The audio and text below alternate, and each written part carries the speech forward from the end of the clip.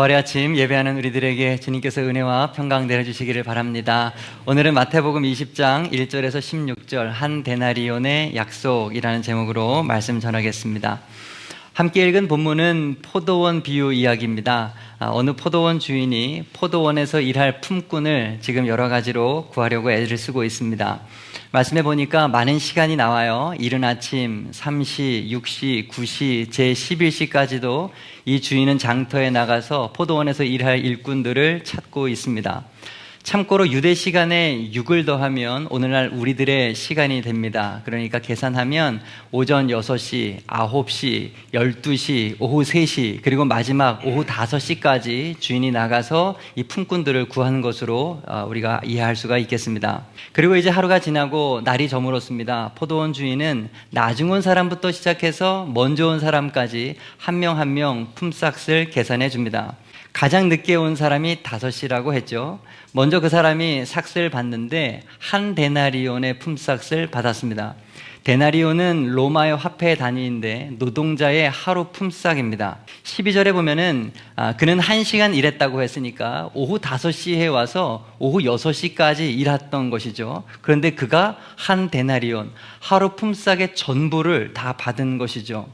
이것을 본 먼저 와서 일한 사람들이 무슨 생각을 했겠습니까? 10절에 보니까 먼저 온 일꾼들은 자신들이 더 받을 줄 알았다라고 생각을 합니다. 당연하죠. 일을 더 많이 했으니까 이 사람보다 더 많이 받겠지 하면서 기대를 했을 것입니다. 하지만 주인은 그렇게 하지 않았어요.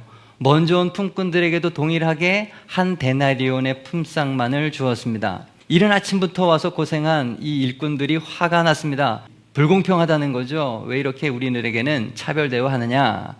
하지만 주인은 그들과 처음 했던 약속, 내가 너희에게 처음부터 한 데나리온 주기로 약속했는데 그거 주지 않느냐, 그거 받고 가라. 나는 너에게 잘못한 것 없다라고 이야기를 합니다.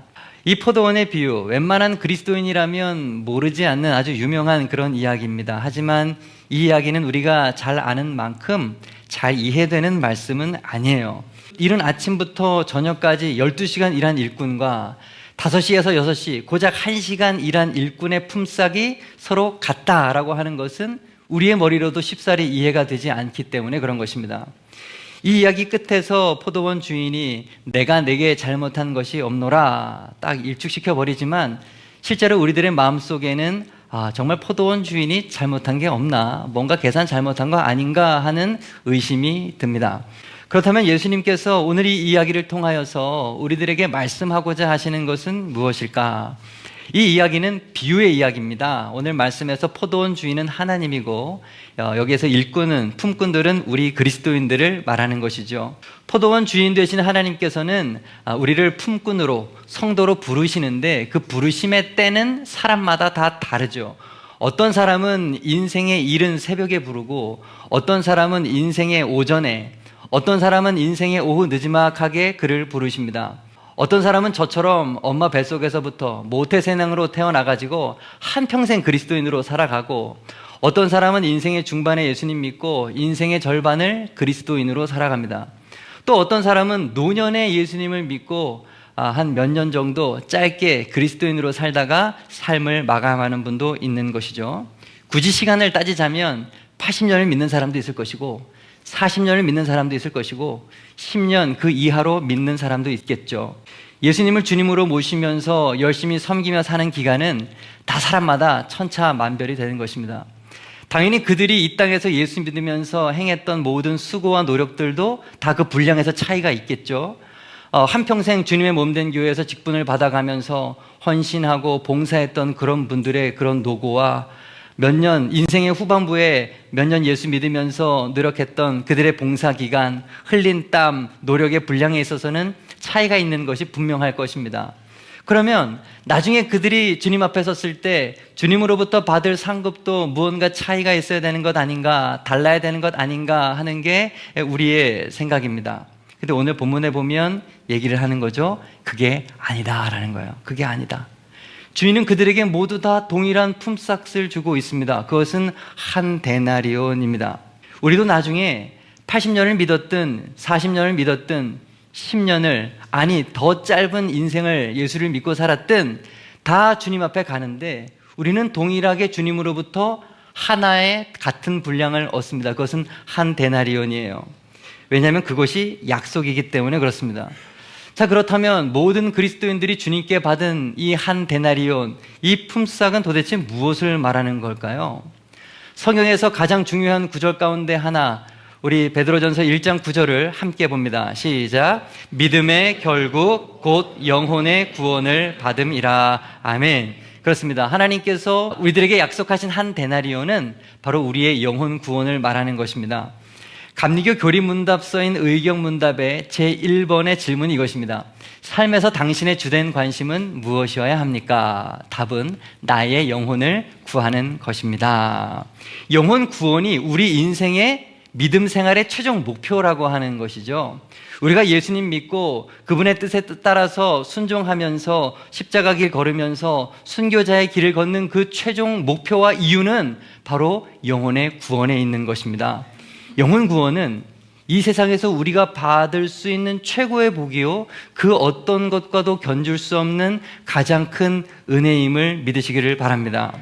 그러므로 우리가 정말로 예수님을 구주로 믿고 의지하는 진짜 그리스도인이라고 한다면 동일하게 한 데나리온을 받았다고 해서, 동일하게 영혼 구원의 똑같은 삭슬 저 사람이나 나나 받는다고 해서 하나님 앞에 불공평하다고 따질 수가 없는 겁니다.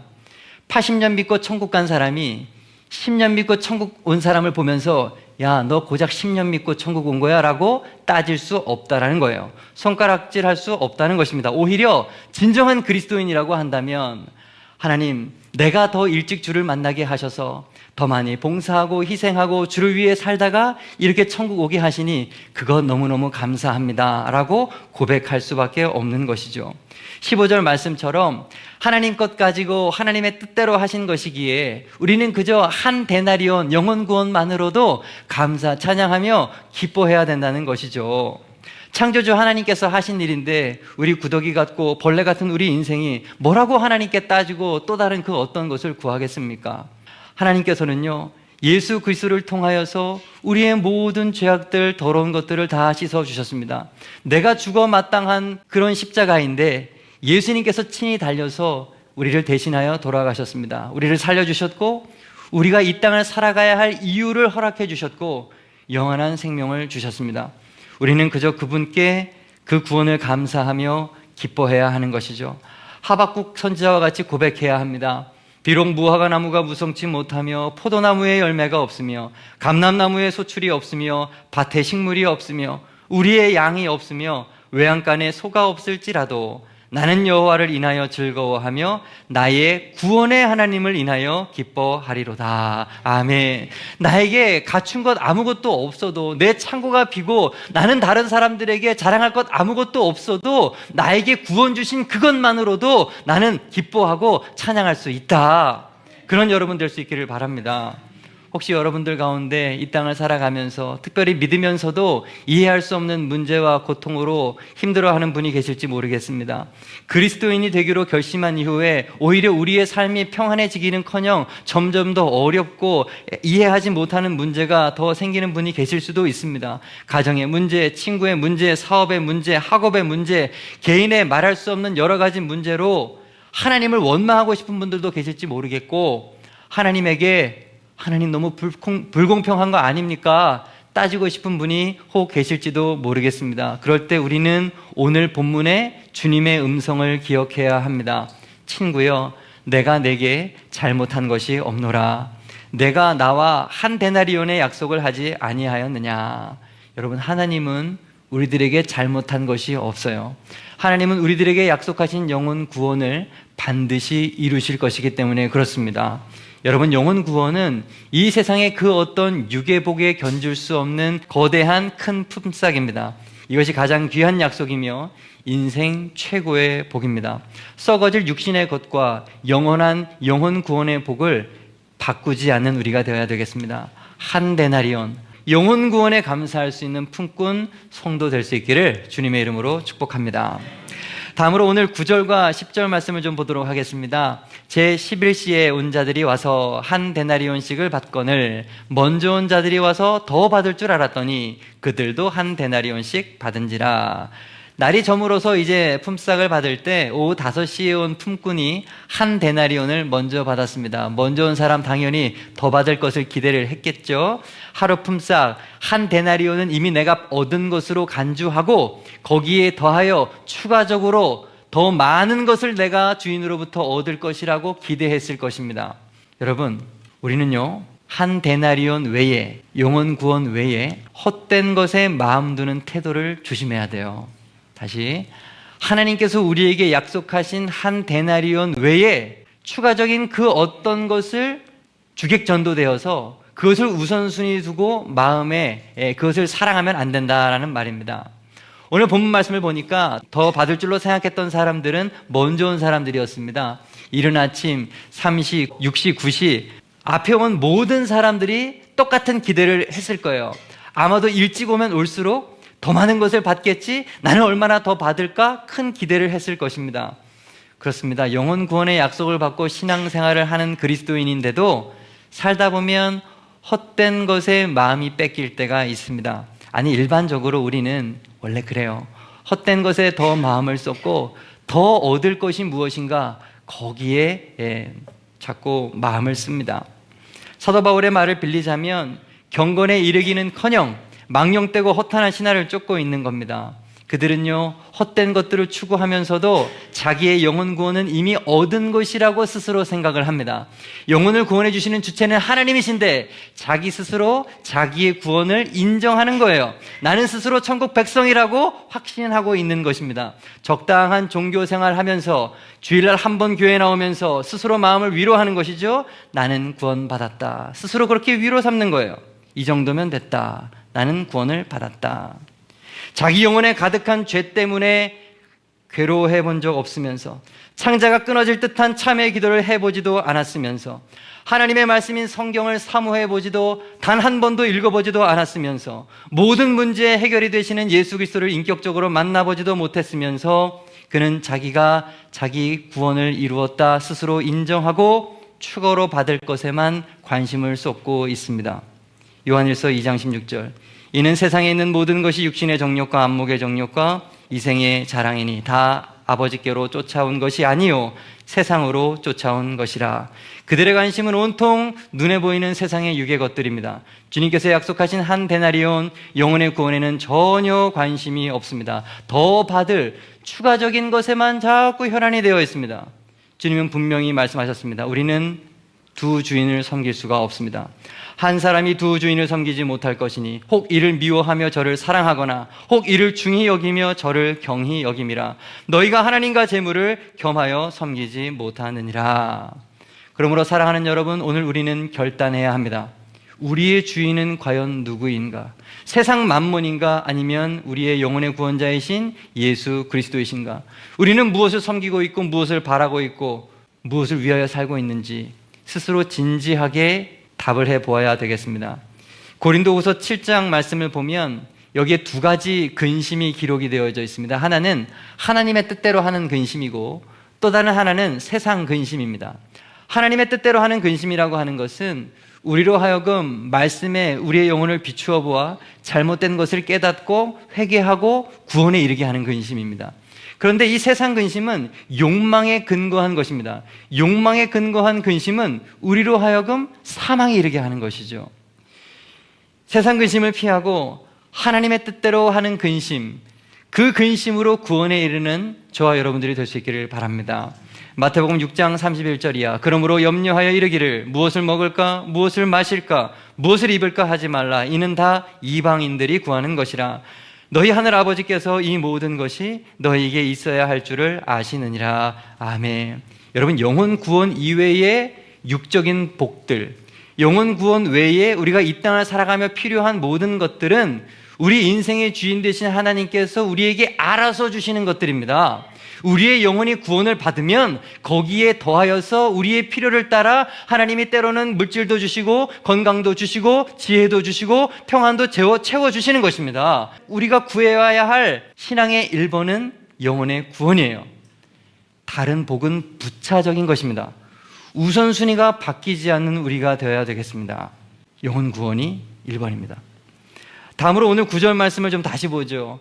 제11시에 온 자들이 와서 한 데나리온씩 받았다. 아주 짧게 표현했지만 이 말씀은 좀 깊이 좀 묵상해 보시기를 바랍니다. 머릿속에 한번 그려보세요. 고작 1시간 일한 사람이 한 데나리온, 하루치 전부의 품삯을 받는 그 모습을 상상해 보시기를 바랍니다. 어떤 모습으로 그 품삯을 받았을까요? 눈물 흘리면서 감격하면서 어쩔 줄 몰라 하면서 그것 받지 않았겠습니까? 자기는 한 게 없거든요. 근데 너무 큰 복을 받았거든요. 만약에 제가 이 품꾼이었다면 다음날 아침에 또 이 집에 왔을 것 같아요. 주인님, 제가 오늘은 거저 일하겠습니다. 그 은혜가 커서 제가 너무 감사해서 이걸 어쩔 수가 없습니다. 1시간 일하고 품삯을 받은 이 사람은 은혜를 안 사람이 되었을 거예요. 은혜를 안 사람. 그런데 다른 품꾼들은 그렇지 못했죠. 그들은 말씀에 보면 불평했고 원망을 쏟아놓았습니다. 은혜를 몰랐어요. 이게 중요한 포인트입니다. 누구는 은혜를 알고 누구는 은혜를 몰라요. 먼저 온 사람들, 그래서 많은 것을 한 사람들, 그들은 품삯을 내가 노력한 대가로서 정당하게 받을 수 있는 것으로 여겼습니다. 그래서 그들에게 한 데나리온이 주어졌을 때 그는 나중 온 사람과 비교하면서 주인에게 따지는 것이죠. 불평하는 것이죠. 원망하는 것입니다. 여러분, 주인이 기뻐하는 품꾼은 어떤 품꾼입니까? 그렇죠. 감사하고 은혜를 알고 기뻐하는 이 마지막 품꾼일 것입니다. 여러분, 은혜가 무엇입니까? 은혜라고 하는 것은 값 없이, 대가 없이 선물로 거저 받는 것을 의미합니다. 원래 품꾼들은 어떤 사람이에요? 길거리에서 하는 일 없이 그냥 노는 그런 사람 아닙니까? 그런데 그런 사람들을 포도원으로 데려와서 품꾼으로 삼아준 거, 그것도 주인의 은혜잖아요. 그리고 그에게 하루치 한 데나리온을 다 거저 준 것도 주인의 절대적인 은혜인 것입니다. 오늘 우리가 예수 믿는 사람으로 이 자리에 앉아 있는 것도 하나님의 은혜죠. 내가 뭔가 잘해서 그리스도인이 된 게 아니잖아요. 하나님의 거저 주신 은혜로 나도 알지 못하는 이유로 우리는 오늘 여기에 앉아 있습니다. 그것을 은혜라고 하는 거예요. 내가 그때 교회를 나갔으니까, 내가 그때 예배 드렸으니까, 내가 그때 성경 읽었으니까, 여러분, 그래서 우리가 그리스도인이 된 게 아니에요. 나로 그때 교회 가도록 만드신 분이 하나님이셨고, 내가 그때 기도할 수 있도록 상황을 이끄신 분도 하나님이셨고, 내가 말씀 보도록 우리의 마음에 감동 주신 분이 하나님이셨던 것입니다. 우리에게 무언가 선한 것이 나온다면 그것은 은혜의 산물일 뿐이지 절대로 내가 잘한 나의 공로가 될 수 없는 거예요. 성경에서 말하는 인간의 정체는 죄인입니다. 전적 타락, 전적 부패, 우리 안에 선한 것은 전혀 없고 그것에서 회복할 능력도 내 안에 전혀 없다는 뜻입니다. 태어날 때부터 원죄를 가지고 있기 때문에 우리는 선한 것을 행할 능력이 조금도 없습니다. 내가 그 어떤 선한 것을 한다 할지라도, 내가 아무리 많은 주의를 한다 할지라도 그것은 하나님의 은혜지 내 공로가 아니에요. 하나님께서는 우리가 그 은혜를 알기를 원하시는 거죠. 내가 무엇을 했다 하더라도 그 모든 것은 은혜로 된 것임을 알아라는 거예요. 오늘 본문이 우리들에게 이야기하는 게 그것입니다. 교만하여서 너희 스스로 힘으로 살 수 있다 생각하지 말고 너희를 인도하는 나를 믿으라라고 오늘 본문은 이야기합니다. 내가 너에게 베푼 은혜, 특별히 은혜의 중심이신 예수 그리스도 그 십자가가 너의 죄를 구원하였다. 나를 의지해라. 나의 은혜로 살아라 라고 오늘 본문은 우리들에게 가르쳐주고 있습니다. 아담의 두 아들을 알고 있죠. 가인과 아벨입니다. 가인은 열심히 자신의 힘으로, 잘 들으세요, 자신의 힘으로 애써 농사짓고 하나님께 그것을 제물로 드렸어요. 아벨은 양의 첫 새끼, 그 피에 의지하여서 하나님을 예배했습니다. 하나님은 가인의 애씀이나 노력을 행함을 받지 않으셨고 아벨의 은혜를 아는 믿음을 받으셨어요. 피의 제물을 받으셨습니다. 하나님은 은혜를 아는 아벨을 기뻐하셨던 거예요. 은혜를 아십시오. 그것이 하나님의 기쁨 되는 비결인 것입니다. 누가복음 10장, 마르다와 마리아도 잘 아실 것입니다. 준비하는 일이 많아서 분주했던 마르다, 주의 발 앞에 앉아서 주님이 하신 말씀을 잘 들었던 마리아, 주님은 말씀을 갈망했던, 은혜를 사모했던 마리아의 편을 들어주셨던 것입니다. 뭘 하려고 하지 말고 은혜를 누릴 생각을 하십시오. 너무 중요한 이야기예요. 저는 우리 교회가 일하는 교회가 되기를 바라지 않아요. 꼭 일하면 문제가 생기더라고요. 예배 드리고 은혜 받으면 아무 문제가 없습니다. 은혜 받는 데 집중하는 우리 교회가 되어야 되겠습니다. 로마서 3장 28절, 사람이 의롭다 하심을 얻는 것은 율법의 행위에 있지 않고 믿음으로 되는 줄 우리가 인정하노라. 율법이 아니라 믿음이라는 거예요. 행함이 아니라 하나님께서 거저 베풀어 주시는 은혜로 구원을 얻는다는 것입니다. 하나님 앞에서 내가 무언가 할 수 있다고 하는 교만을 버리고 그분을 전적으로 의지하십시오. 여러분은 어떻습니까? 하나님을 의지하며 살아갑니까? 아니면 여러분의 힘으로 살아갑니까? 노력으로 살아갑니까? 애씀으로 살아갑니까? 아무리 내 힘으로 발버둥 쳐도 안 됩니다. 하나님이 도우셔야 하는 것입니다. 우리에게는 선한 것이 조금도 나올 수가 없어요. 좀 더 나은 사람과 좀 모자란 사람의 차이는 무엇일까? 그것은 은혜의 차이일 뿐인 거예요. 은혜 받으면 좀 더 나은 사람이 되는 것입니다. 은혜를 사모하시기를 바랍니다. 오늘 본문을 가만히 보면 자신의 힘으로 살아가는 사람들의 아주 공통된 특징을 발견할 수가 있어요. 11절에 보니까 집주인을 원망하여 이르되, 내 힘으로 발버둥 치는 사람의 특징은요, 그의 입술에 원망이 많은 것입니다. 가인과 아벨의 이야기에서도 가인을 보십시오. 몹시 분하여 안색이 변하니, 가인의 특징, 하나님에 대한 분노로 살아가는 거예요. 마리아 이야기에서도 마르다는 마음이 분주한지라 주여 내 동생이 나 혼자 일하게 두는 것을 생각하지 아니하시나이까. 짜증이 섞여 있죠. 주님을 향한 불만이 이 마르다의 말 속에 담겨져 있는 것입니다. 원래 교만이라고 하는 것은 마음의 내적 상태이기 때문에 눈에 잘 보이지 않습니다. 하지만 교만이라고 하는 것은 보이지 않지만 보여요. 숨길 수가 없습니다. 원망과 불평, 불만, 짜증, 분노, 이러한 방식으로 드러나기 때문에 그렇습니다. 나는 잘나서 내가 하는 것은 다 되어야 되는데 안 되니까 짜증이 나는 거야. 안 되니까 남 탓하는 것입니다. 안 되니까 신경질 부리는 것이고 안 되니까 화내는 것입니다. 오늘 말씀 12절 말씀을 보니까 먼저 온 교만한 품꾼이 어떻게 말합니까? 나중 온 이 사람들은 1시간만 일하였거늘 나중 온 사람들을 정죄하고 있어요. 저 사람들 고작 1시간 와서 지금 뭐 하는 겁니까? 이렇게 큰 돈을 어떻게 받습니까? 그리고 계속해서 보시면 어찌 그들이 종일 수고와 더위를 견딘 우리와 같을 수 있느냐? 이제는 주인을 원망하는 것이죠. 여러분, 이웃을 향하여서는 정죄하고 하나님을 향하여서는 원망하고 있는 것을 볼 수 있기를 바랍니다. 교만이라고 하는 것은 이렇습니다. 성경 속에 있는 가장 큰 계명, 하나님 사랑과 이웃 사랑을 한 번에 무너뜨리게 만드는 거예요. 여러분, 은혜를 알면 감사하고 교만하면 불평합니다. 일 많이 하는 불평꾼보다 일은 비록 적게 하더라도 은혜로 살고 감사로 살 줄 아는 그러한 품꾼, 그가 바로 주님의 기쁨 되는 일꾼인 것입니다. 오늘 말씀 포도원 비유는 먼저 된 자. 노골적으로 말씀드리면 오래 신앙생활을 한 교만한 그리스도인들에게 주는 말씀입니다. 16절에 주님이 말씀하셨죠. 나중 된 자로서 먼저 되고 먼저 된 자로서 나중 되리라. 첫째, 구원에 감사하지 못하고, 둘째, 세상의 허탄한 것에 더 큰 가치를 두고, 셋째, 은혜로 살지 않고 내 힘으로 살고자 할 때 우리는 나중 되는 겁니다. 다시, 구원에 감사하지 못하고 세상의 허탄한 것들에 더 큰 가치를 두고 은혜로 살지 않고 행위로 내 힘으로 살고자 할 때 우리는 먼저 되었으나 나중된 사람으로 전락하고 맙니다. 나중된 사람 되지 말고, 나중되지 말고 먼저 된 자로 끝까지 먼저 되는 우리가 될 수 있기를 바랍니다. 우리를 먼저 부르셔서 구원 얻게 하신 주님께 무조건 감사하시기 바랍니다. 불평을 멈추세요. 영혼 구원이 아닌 다른 세상적인 가치들에 너무 큰 의미를 부여하지 마시고 그거를 너무 쫓아다니지 마세요. 그리고 은혜로만 살 수 있음을 깨닫고 겸손히 하나님께 의지하며 사는 우리가 되어야 되겠습니다. 믿음 생활은 십자가 지는 희생입니다. 조금 손해보고 희생하는 것 같더라도 감사하면서 감당한다면 하나님께서 우리에게 약속하신 그 한 데나리온 영혼 구원을 분명히 이루어 주실 것입니다. 어떤 일이 있어도 하나님을 원망하지 맙시다. 하나님은 우리들에게 절대로 잘못한 것이 없으십니다.